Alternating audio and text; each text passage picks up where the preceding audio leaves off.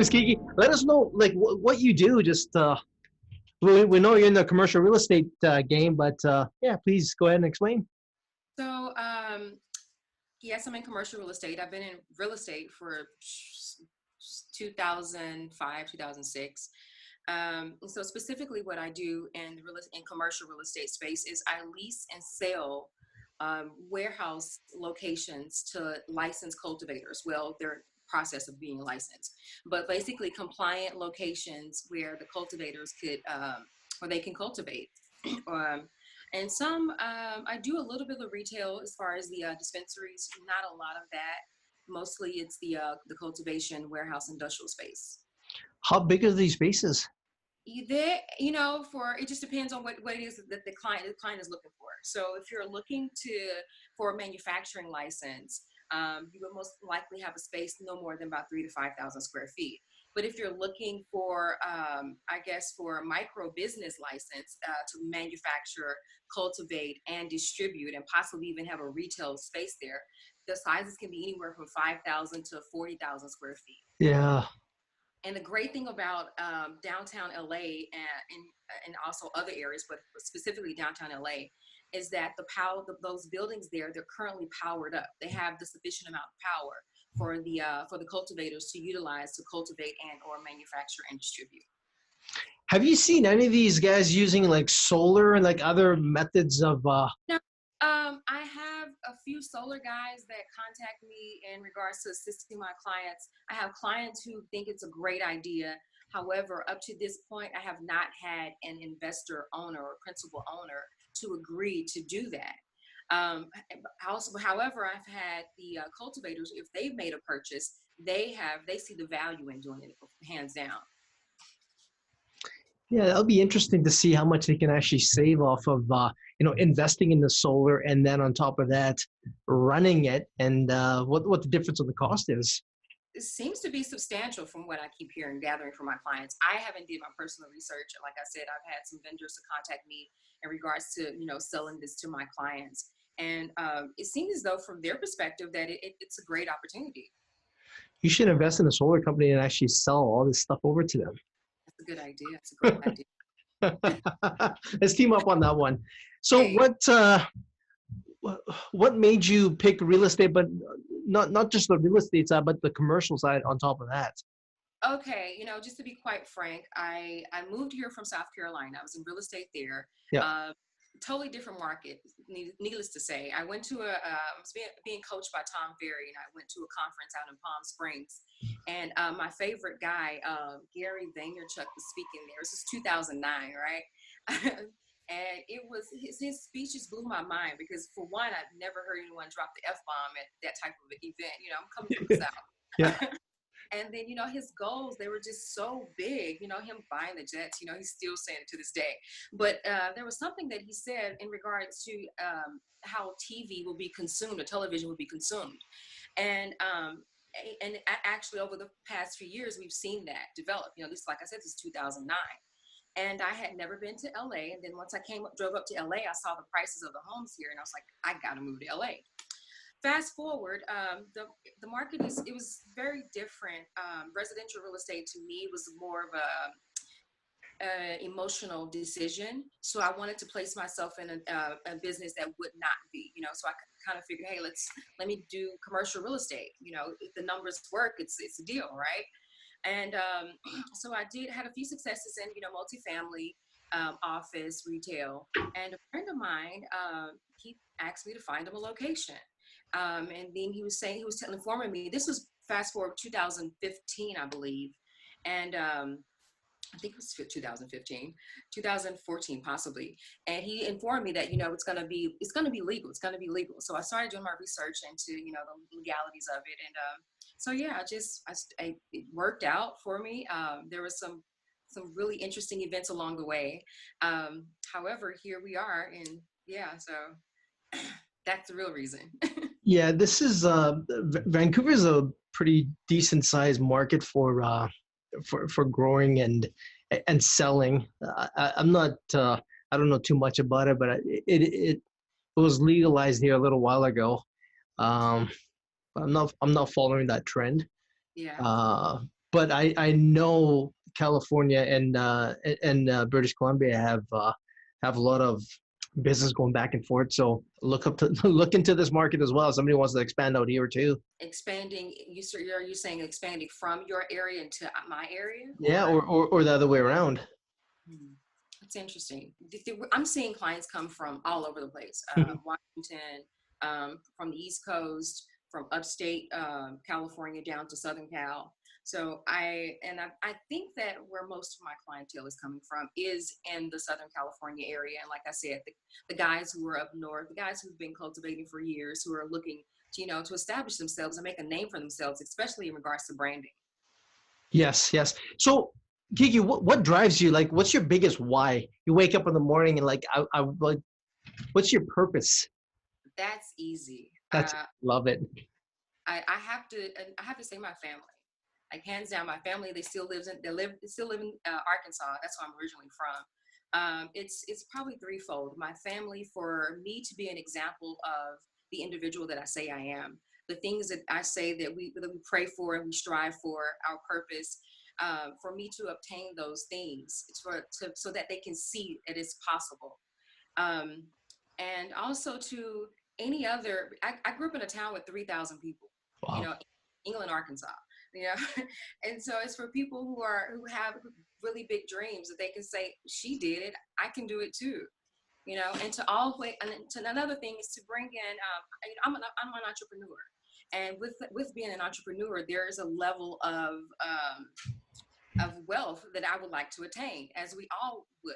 And coming from the South, sometimes the mindset is that you can't be wealthy and have values. So that's another aspect of me that I would like to bring on the scene. Like I have values, I have morals, and excellent standards, and also I'm wealthy. I can achieve my dreams.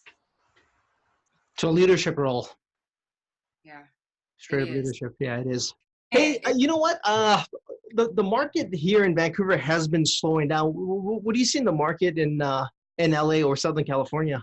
after, as far as, and specifically as it relates to commercial real estate, commercial industrial real estate, after the last licensing phase that we had, I saw the market and as far as licensed cultivators and operators, I saw that dwindle substantially.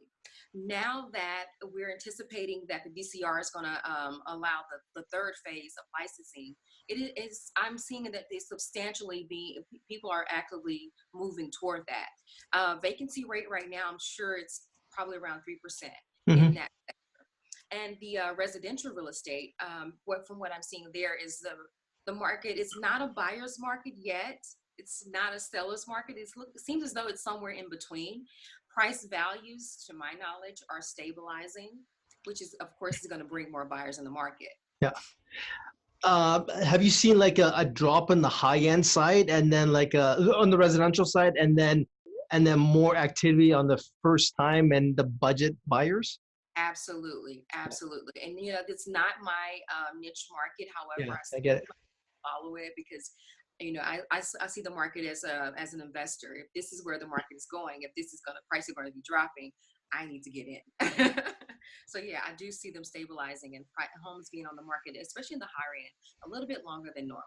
Yeah, I'm reading that pretty much across the board in most cities in North America.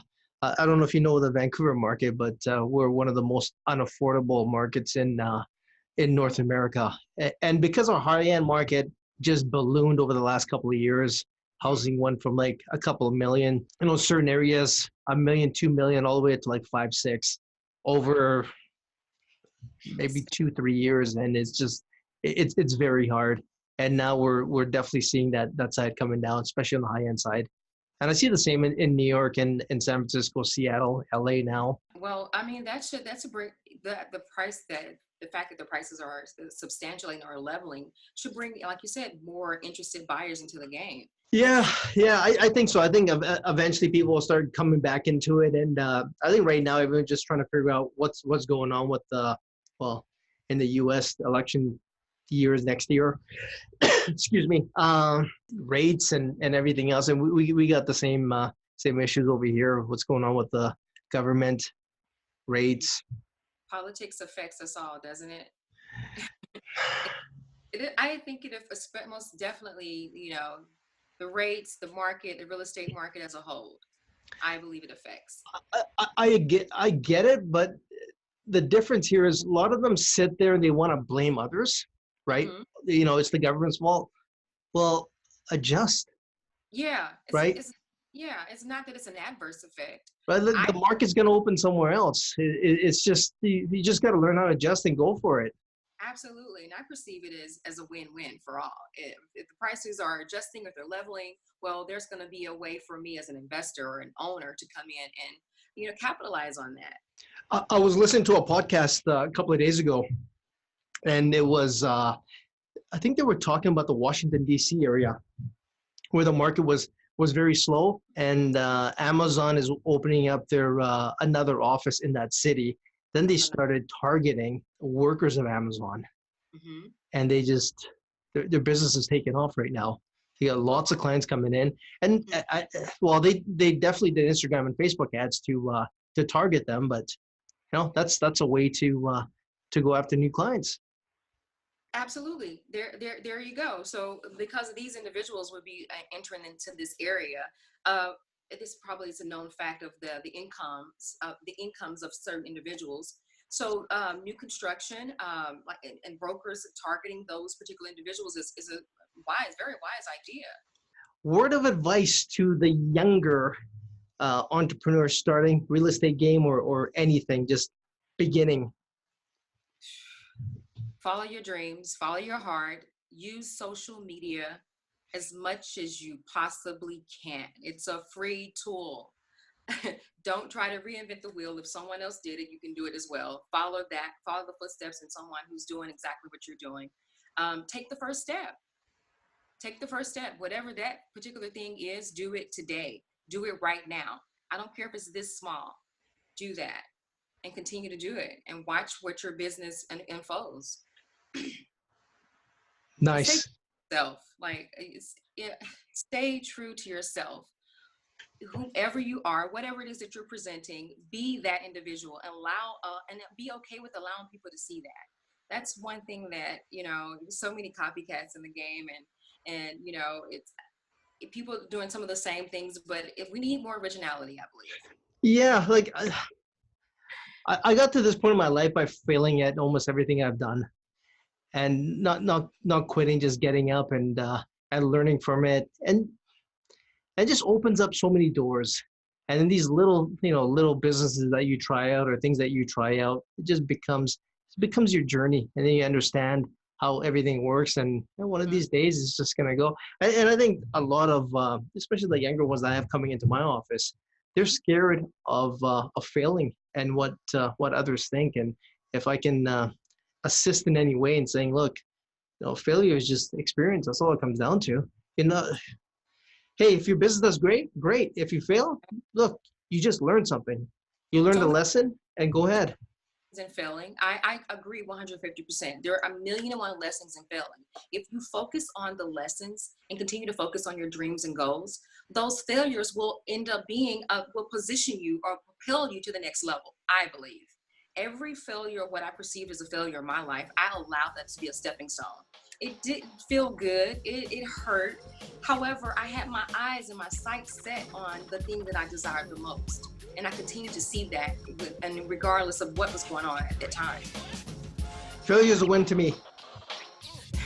Failure is a win to me, right? So, all right, ladies, thanks for your time. Really appreciate you taking the time for the vlog and podcast. And we wish you all the best. Next time in LA, I'm definitely going to give you a call and we'll check out some commercial real estate. I want to see what you're selling. Well, thank you. Come back. Come to LA anytime.